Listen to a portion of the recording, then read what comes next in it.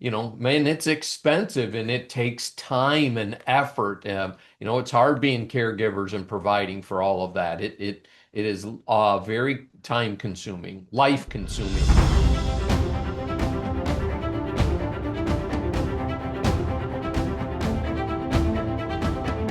And welcome into your game plan for retirement with Northwestern Ohio's resource for a common sense approach to planning for your money, your finance, your investments, and your retirement future. He is president and founder of McIntire Retirement Services, Chris McIntire. And as we start off your game plan for retirement, we'll begin with your tip of the week. Hey, buddy. Yep. Tip of the week here is, related to something we're dealing with personally and professionally all the time. The long-term care needs. My mom's in a nursing home right now. My father-in-law was in a nursing home for about 6 months earlier in 2025. And, I think people just, don't have a clue how all of that system works. Medicare only pays for so much of it, and then you go on the dime for it. And most people do not have any forms of long-term care protection. And it can be $10,000 to $12,000 a month. So please tighten up your estate plans. Look at what options you have available. One mistake that my father-in-law made was he never changed the car title into my brother-in-law's name. Okay. Never made the bank account payable on death. And, when it involves a nursing home, you don't want to open up probate because that can deal with estate recovery and things like that. So, just tightening up some of those things and then also looking at, what are the options to use somebody else's money to pay for it instead of your own. Such a difficult topic to address, and so many nuances, Chris, that so often get overlooked. Yeah, and I deal with a lot of clients that say, "Ah, my daughter's a nurse and she said she would take care of me." And we know that she can't do that 24 hours a day, 7 days a week. My mom needs help. And, we even privately pay out of our pockets people to go in at the nursing home and sit with her and keep her busy and whatnot. And she's doing okay. But, man, it's expensive and it takes time and effort. It's hard being caregivers and providing for all of that. It is very time consuming, life consuming is a better description. But Chris, there are certain financial protections that you can put in place these days that would allow you to age at home and pay a family member even if they needed to come in and provide hours of care each day. Yes, absolutely. And, we had cared for a dear friend of ours who had Alzheimer's disease and had a wonderful long-term care policy that paid out about $9,000 a month, was able to keep her at home for a very long time because those resources were available.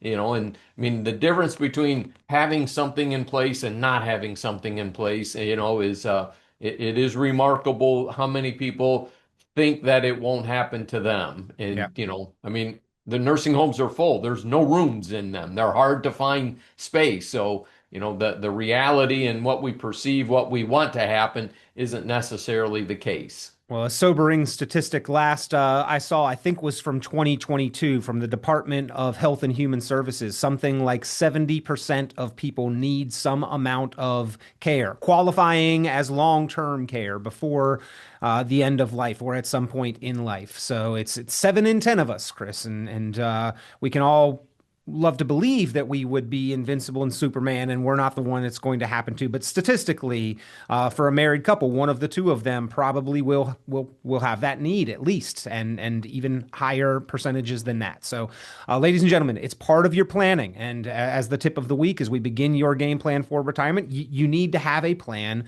to address that. And that's part of the value that Chris offers here on the program is to remind you of important topics, but the true value is to help you establish and put together that plan that addresses so many of the aspects that could impact your quality of life. This is a quality of life issue, and not just your life, but the life of your family and loved ones as well. And that's why you need to address it and have that game plan for retirement. If you'd like to get that put together, give McIntire Retirement Services a call, 419-332-0532, 419-332-0532. 419-332-0532. Have a conversation, have a complimentary initial strategy session talking about your situation, and then get that plan, the actual physical document, the outlining your situation, your long-term goals, your personalized strategies, diversified options for how to help you achieve them, your game plan for retirement put together. Again, 419-332-0532. You can also go online, McIntyreRetirementServices.com, McIntyreRetirementServices.com. Well, we appreciate you starting us off with that tip, Chris, but it is shopping season. We are in the thick of it, and I know some of us wait till the last minute, and sometimes we just give money because it seems like the easiest thing. And so money is sometimes thought of as kind of a thoughtless gift. But given with intention, financial gifts can actually have a lot of meaning and create significant impact. And so today we're going to be talking about shopping for financial gifts and giving and getting smart when you are giving that financial gift. So if we are shopping not just for knickknacks or trinkets, but actual impactful and meaningful gifts, Chris, money and financial gifts shouldn't be overlooked. No, absolutely not. We have no children of our own, but we have five great nieces and nephews, and we give them financial gifts every year at Christmas. We have accounts set up for them that we add money to. They get enough toys from grandmas and grandpas and moms and dads that we prefer to give them some money, and they get to buy some mutual funds inside their Charles Schwab accounts, and get long-term growth. We've got young ones. We got one, I think 13 is the oldest right now, and then the youngest is probably coming up on 2 years old. And so, to give them a good head start going forward, and the moms and dads actually can put money into the accounts as well. So, what a great gift to give them is some compounded interest. Mark Twain would be very happy.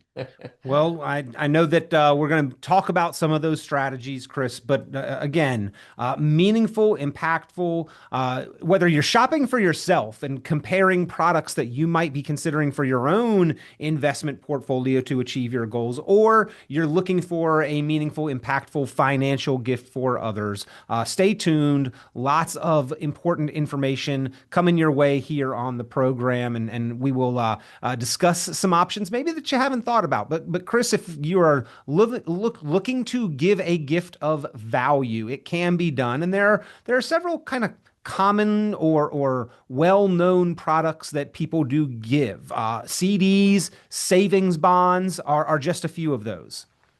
Yeah, absolutely. Savings bonds used to be very, very popular. I used to get them when I was a kid from grandparents, and I think as the investment landscape has expanded, and the role of college 529 plans or UTMA accounts, Universal Transfer to Minors Act, those types of accounts that you can start for your kids that aren't necessarily designated for college expenses like a 529 plan, is probably taken the role or taken the place of a lot of the savings bonds that we used to get for folks. And because the stock market for young kids over the long period of time can certainly get them a good head start, outpace inflation over the long haul, over their lives. And then once they hit their age of majority, and then the state of Ohio, we have some flexibility with UTMA accounts as to when they turn over to the kids. I think we can go as late as age 25, and that probably works well for especially the 25-year-old men versus the 25-year-old women. Typically, women mature a little faster, and Peter and I are sharing a laugh. For those of you who see us on a podcast here, we would probably agree with that too. Yeah, nodding a little bit. But starting even at a very young age, these kind of financial gifts can create a conversation about money and finance and an education and understanding of how money works, Chris. Yes, yeah, it certainly does. If they have an investment account of their own, it's just amazing to watch how they, when they see it go up in value, and obviously it can go down in value as well, how much more engaged they are. And a good example is we had well, one of my buddy's daughters was helping us with an office project. We had to mail some things out to our investment clients and get things updated. So she did that part-time for us. And instead of paying her money, we put it in an investment account for her.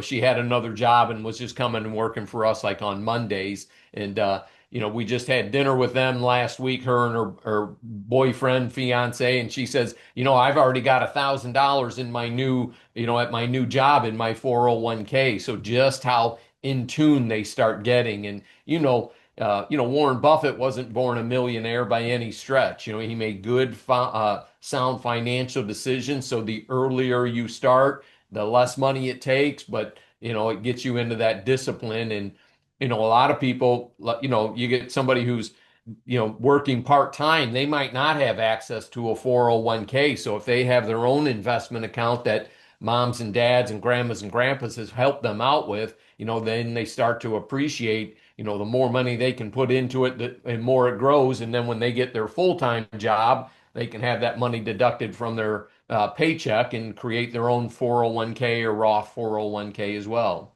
Chris, I have even talked to parents who have a little older kids who are now working, who are starting custodial Roths. If the kid's earning money, a Roth or a retirement account can be opened, and the kid has the same contribution limits as anybody else, up to $7,000 a year. Doesn't necessarily always have to be the very dollars they earned. So if they earned money on one side, maybe a parent can start that retirement progress on the other hand. Yeah, absolutely. And, getting them engaged and their brains working, and understanding the value of putting away money early and compounded interest is only going to benefit them for sure. Well, again, we are talking about giving financial gifts, and there are many different strategies, ladies and gentlemen, that you could implement or employ for making an impactful financial gift. If you are in the shopping season, as we all are, and you want to give something meaningful, don't overlook the value of these financial gifts. Another one, Chris, we talked about how this could start the conversation and then promote education. But what about literally promoting education? These college savings and 529 accounts are a fantastic gift for parents or grandparents or uncles and aunts, and in some cases. Sure. Yep. Yeah. And helping them put money away and tax advantaged to use it for higher education down the road. And probably an important piece to mention as well with 529 plans. There's some recent regulations as part of the Secure Act 2.0 for, some youngsters out there that didn't use all of their 529 plan for college expenses and the money's just sitting there. They can roll that into a Roth IRA now. The account's got to be 15 years or older. And you can do it up, I think it's $35,000. That's what comes to the top of my head, Peter. Yep, Peter's confirming that for me. So, you got a son or a daughter that's graduated college, they're 27 years old and they've got $15,000 in their 529 plan. Well, they're done with school. They can move that money into a Roth IRA and then they can fund it like Peter was saying before. If they're working, they can put up to $7,000 a year into that, assuming they're making $7,000 a year as well. Yeah. Or transferred among siblings, right? It doesn't always have to be utilized for the sibling that it was originally opened and intended for. Yeah, that's true, Peter. Yep, there's always the caveats in there. Thank you for adding that. Peter's our resident genius here as well, guys. Well, we appreciate the reminder, Chris, of these important topics and these ways that we can give meaningful and impactful gifts. And again, just cash in an envelope may not be the most meaningful gift. I mean, young kids always appreciate opening it up and taking a look, but that money's spent and gone usually by the end of the weekend, right? And we're talking about Yeah. creating lasting, impactful gifts here. Yeah, absolutely. Yeah, you hand out cash and it's most likely not going to make it into an investment account. And, Peter, let's talk about life insurance as well, because, you get some young kids that are just starting out and, maybe they're getting married in their early to mid 20s or late 20s. and if you had given them a life insurance policy or start one for them, as maybe a marriage gift, that can help them just in case something happens, and it could be a term insurance policy that could be for 30 years that would give them the ability to convert it into a whole life policy at some point. Or if you're giving them enough cash, they can start a life insurance policy and actually build some of that cash value inside that policy. And again, as we've talked about before, some of those policies have long-term care benefits inside of them. They could build it and use it as another vehicle, over the course of their retirement. And, if they're just starting off, they might not have enough money, for the life insurance aspect. So you could be helping them fill a critical need that, we hope they don't need, but for those that do, maybe it's enough money to pay off the house if something happened to the spouse or something like that, at a young age. And I've heard of parents or grandparents gifting this to children as they are born, Chris. Never be cheaper than when you are young and healthy, right?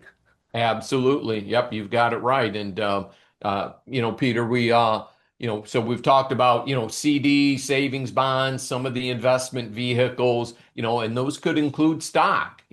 Some people out there may say, "Hey, I'm just going to buy some Apple stock for my grandkids here. I'm going to open them an investment account. It's going to be in their name, or an UTMA account, that type of thing, Universal Transfer to Minors Act." And you could buy them some individual stocks if you wanted to. They wouldn't have to necessarily be CDs or mutual funds. And Nvidia is obviously kind of the talk of the town here. But give them some good long-term growth as well. And you're probably better off buying it for them versus giving it to them out of your account, because they would lose the step up in basis if you're gifting them from your own account. What a great way to get the conversation started around the dinner table, right? Yeah, I'm just picturing a family gathering and all of the young people have their faces down in their phones and they're not interacting. And then all of a sudden you say, "Hey, by the way, did you know that you actually own that company?" Wouldn't that be a great way to kind of start a conversation, Chris?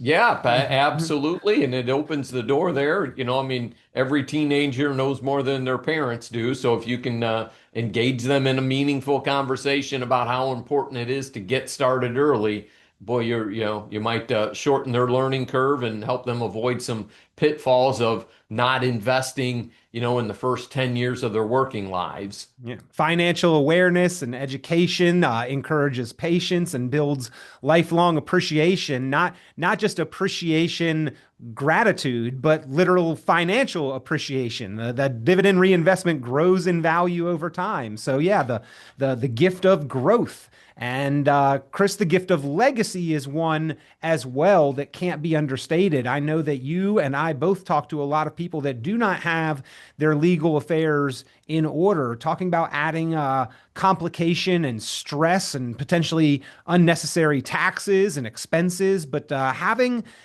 your financial and legal affairs in order truly is a gift to loved ones. Yeah, it certainly is. And when somebody passes away or becomes cognitively impaired or physically disabled, you find the weaknesses in your estate plan. And younger people certainly are more vulnerable than people like Peter and I, a little bit older. We've done some of our estate planning, and every time we buy a vehicle, do we name the vehicle in our trust if we have one, or do we make a beneficiary, with our car titles that we can do? There's actually a form on the Bureau of Motor Vehicles website that says, "Hey, if I pass away, here's who gets my money." So the state of Ohio has that, and that's a big one, especially with the cost of cars right now, right? I mean, you could, grandma and grandpa pass away, they might, in their will have left you, their Cadillac SUV worth $85,000, for example. Well, now you got to probate that thing, and so, and then making your bank accounts payable on death. Those are some areas where people miss. And, even myself as an example, Robin and I have 4 or 5 different bank accounts, some business, some personal pieces. And, it's like, all right, hey, we need to clean these up here a little bit, make sure that all that money flows into our trust if something happens to us. But you could, you don't need to have a trust. You could certainly name, the individual you want to give it to.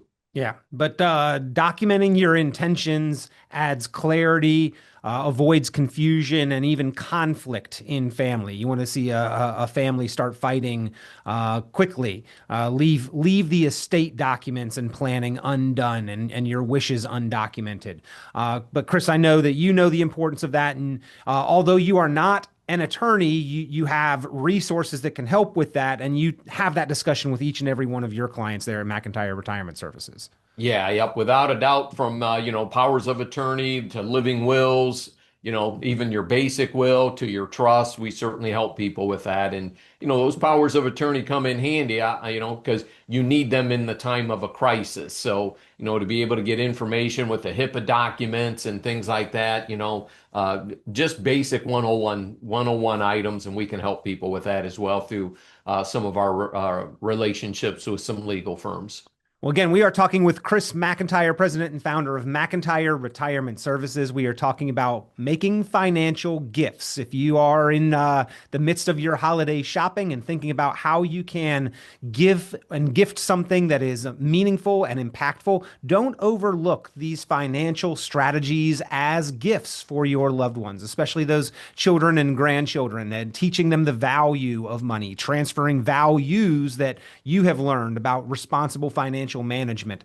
These are great conversation starters and ways to instill that education and then transfer value and values along the way. So if you have questions about any of these strategies, if you'd like to find out more, and especially if you'd like to get your complete and comprehensive game plan for retirement put together. What a great gift to a spouse, to family, to loved ones, to children, and to yourself. Pick up the phone, give a call to McIntire Retirement Services. Get that conversation started. 419 332 0532. 419 332 0532. 419 332 0532. So, Chris, as we are talking about the shopping season, we should also not overlook when we ourselves are shopping financial products and strategies. We do need to do a bit of comparison, and we need to dive in and educate ourselves about the choices and options that we are considering.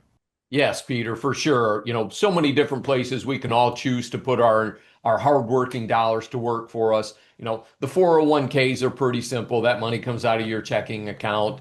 But if you end up, as you go through your lifetime, you put money in different places, and some things are easier to get into than they are to get out of. Some things like non-tradable real estate investment trusts sometimes can have some liquidity issues. Annuities sometimes have, or annuities have surrender charge schedules. So, you don't want to overdo it and put too many eggs in one basket. There's nothing wrong with, a good quality real estate fund. There's nothing wrong with, good quality annuities. But you don't want to compromise your liquidity. That's what your money market's for, your banking, your emergency funds, and just being careful of what are the exit strategies that are available to me should I decide to put some of my hard work and money into this particular asset. Yeah, but avoid complacency, right? Is that your life changes, the world around us changes, the financial marketplace changes. And so you want to review and evaluate options. Chris, you spoke about annuities and CDs and things like that. I'm going to compare it to a home mortgage, but this is sort of on the other side. Is like 5 years ago, we could have gotten a home mortgage at 2.5%. Today, it's 5.5%. And banks aren't coming around and saying, hey, you've been a great customer. So the rates are now a little lower than they were a year or two ago. We're going to give you this lower rate for free. You have to do that shopping. And then on the other side of things like CDs, things like annuities and savings bonds and fixed income, those rates have gotten higher. But if you don't do the shopping and comparing, you're not going to be able to take advantage of the higher rates today versus when maybe you got into those vehicles 5 or 10 years ago. Yeah, so we're doing a lot of, we use some short-term fixed annuities in our practice, and when they renew, they don't always renew it at a more competitive interest rate. We have to go out and shop and find those, and we do that quite a bit. CD rates, the same thing. 2 years ago we were getting 5.5%. Now you're struggling to find 4, and interest rates are most likely going to come down before they go back up again, according to depending on what articles you're reading. But we're certainly in a downward trend in reflection of the interest rate environment. So do CDs become less attractive in lieu of the stock market at record highs and continuing to climb? So a lot of choices people have to make out there, and we don't typically see people move money from a CD into Nvidia stock because that's so much more risk they're taking there. But what are the competitive pieces against a CD that are worth considering to help keep that money on the safe side of the portfolio? And then what's inside the growth portfolio? Are we allocating more money to dividend stocks or utility stocks? Many different types of questions come up when we decide what is in the client's best interest and what are the options, that help dictate that mandate. Well, as you are shopping and considering your own financial products, always also consider the tax implications. And sometimes that is not discussed. That is kind of the tip of the iceberg, maybe a red flag that you need to do a little bit deeper dive, and always review and revisit the plan and the products annually, because your life changes and the marketplace around us changes. So whether you're shopping for yourself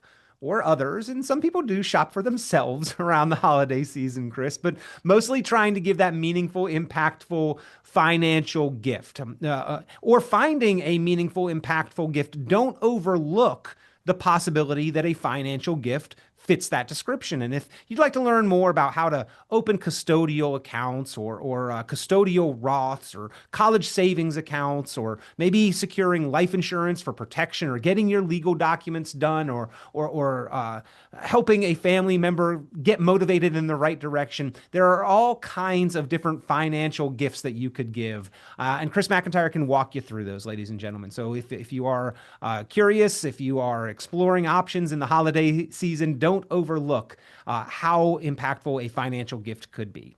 Give Chris McIntire a call, 419-332-0532, 419-332-0532. Chris, just a quick story here. My nephew had a birthday party. It was at an arcade, and I didn't really know what he wanted. So I thought, why not give money? He'd appreciate it. But I knew we were going to an arcade, so I wanted to give something that would be a little harder to spend. I went to the bank and got $40 worth of $2 bills, and went to the birthday party and gave it to him.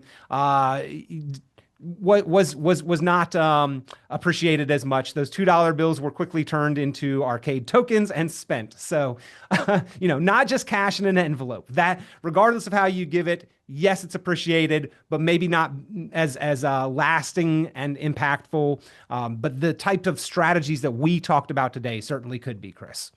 Yeah, absolutely. And, lots of ways to help kids and grandkids into the future. And, we certainly help people open those accounts as well. We have quite a few of those for like a 3-year-old that grandma and grandpa are starting. And man, some of them are putting $5,000 in there to start with. So, man, really helping them kickstart their investment career, Peter. Yeah, well, it's a great way to, again, pass value, but also values, and begin the conversation of teaching the next generation the things that you understand and appreciate about money. So don't overlook these aspects. And if you'd like to have these conversations or understand what options are out there, maybe there are some that are creative or outside the box that you didn't think about. And Chris McIntire can talk with you about those. 419-332-0532, 419-332-0532. But as always, this does need to be part of a more comprehensive plan for your lasting financial confidence. And that's what the game plan for retirement is all about. If you'd like to get yours put together, again, give McIntire Retirement Services a call, 419-332-0532, 419-332-0532. Chris, always appreciate the time. Great conversation today. Yep. Yeah. Good to be with you, everybody. Take care out there. Be safe. God bless America. And let's go Buckeyes. Tune into Chris McIntire's full radio program and visit McIntireRetirementServices.com for many additional valuable resources, including other great episodes of Game Plan for Retirement with Chris McIntire. Be sure to subscribe. The content of this radio show is provided for informational purposes only and is not a solicitation or recommendation of any investment strategy. You are encouraged to seek investment, tax, or legal advice from an independent professional advisor. Any investments and/or investment strategies mentioned involve risk, including the possible loss of principal. Advisory services offered through Brookstone Capital Management, a registered investment advisor. Fiduciary duty extends solely to investment advisory advice and does not extend to other activities such as insurance or broker-dealer services. Advisory clients are charged a quarterly fee for assets under management, while insurance products pay a commission, which may result in a conflict of interest regarding compensation.